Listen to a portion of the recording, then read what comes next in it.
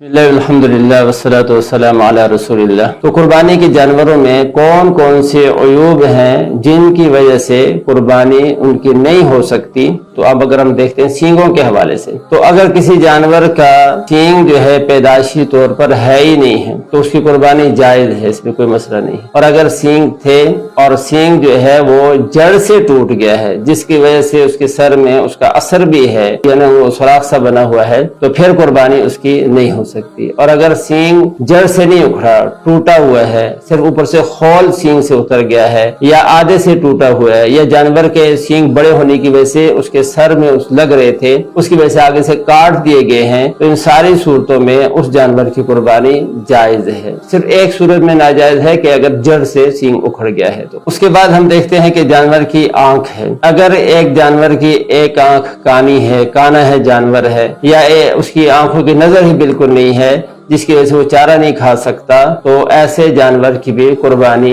नहीं हो सकती। उसके बाद कानों का मसला है। तो कानों के मसले में अगर किसी जानवर के बिल्कुल ही पैदाइशी तौर पर कान है ही नहीं है, बिल्कुल उसके कान नहीं है, तो ऐसे जानवर की कुर्बानी नहीं की जा सकती। और अगर कान है और कान अगर कटा हुआ है तो फिर उसमें ये देखा जाएगा कि अगर कान उसका कटा हुआ है तो 1/3 या इससे ज्यादा कटा हुआ है तो फिर कुर्बानी नहीं होगी। अगर 1/3 से कम कटा हुआ है तो फिर उसकी कुर्बानी हो जाएगी। और अगर कान आगे से कटा हुआ नहीं है, उतरा हुआ नहीं है, लेकिन वो कान इस तरह से चिरा हुआ है और दोनों उसके तरफ जो है वो कान के साथ लगे हुए हैं, बीच से कट गया है, तो ऐसे जानवर की कुर्बानी जायज है। ये कानों का मसला हो गया। जानवरों के अयूब के मसाइल में एक मसला ये भी है कि अगर किसी जानवर की जुबान कटी हुई है तो आधी जुबान या इससे ज्यादा कटी हुई है फिर कुर्बानी नहीं हो सकती, इससे कम कटी हुई है तो उसकी कुर्बानी हो जाएगी। और अगर किसी जानवर के दांत नहीं है, दांत गिरे हुए हैं, इतने दांत उसके गिरे हुए हैं कि वो चारा नहीं खा सकता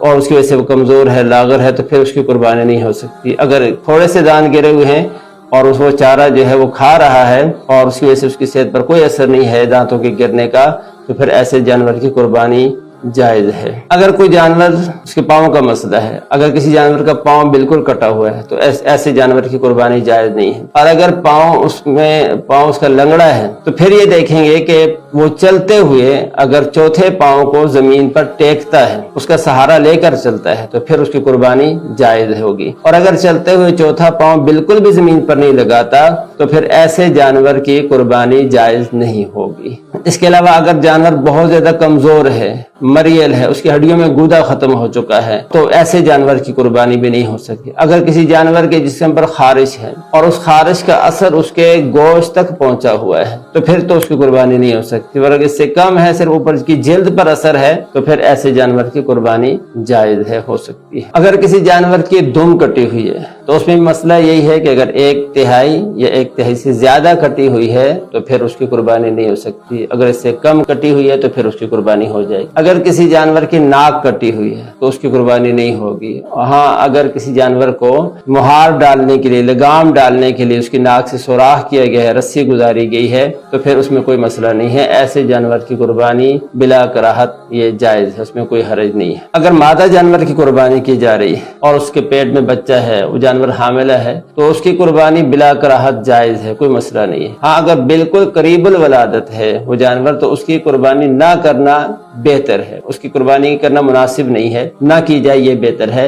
लेकिन अगर उसकी कुर्बानी कर दी जाती है तो फिर भी जायज है। अगर उसके पेट से बच्चा जिंदा निकला है तो फिर उसको भी ज़बह कर दिया जाएगा, और अगर मुर्दा है तो फिर उसको फेंक दिया जाएगा। तो बहरहाल हामिला जानवर की कुर्बानी जायज है। कुर्बानी के जानवर के अयूब के बयान में एक मसला कुर्बानी के जानवर के थनों का है। तो जो बड़ा जानवर है, ऊँटनी है, गाय है, भैंस है, जिसके 4 थन होते हैं, तो उसमें अगर उसके 3 थन ठीक है, 1 खराब है, तो उसकी कुर्बानी जायज है। और अगर 2 थन खराब हो गए हैं, 2 ठीक हैं, तो ऐसे जानवर की कुर्बानी नहीं हो सकती। छोटा जानवर है, बकरी है, तो उसका अगर 1 थन भी खराब है तो उसकी कुर्बानी नहीं हो सकती। उसके दोनों थनों का सही सालिम होना जरूरी है। अगर एक थन ऐसा है कि वो थोड़ा सूखा हुआ है, उसमें से दूध आ रहा है, थोड़ा बहुत सूख गया है लेकिन दूध आ रहा है, तो फिर वो जायज है, उसकी कुर्बानी हो जाएगी। और अगर थन सूख गया है, दूध बिल्कुल नहीं आ रहा, तो फिर कुर्बानी उसकी नहीं हो सकती। कुर्बानी के जानवर के ये जो अयूब बयान हुए हैं, ये कुर्बानी करने से के वक्त से पहले कुर्बानी के जानवर का इन अयूब से पाक होना,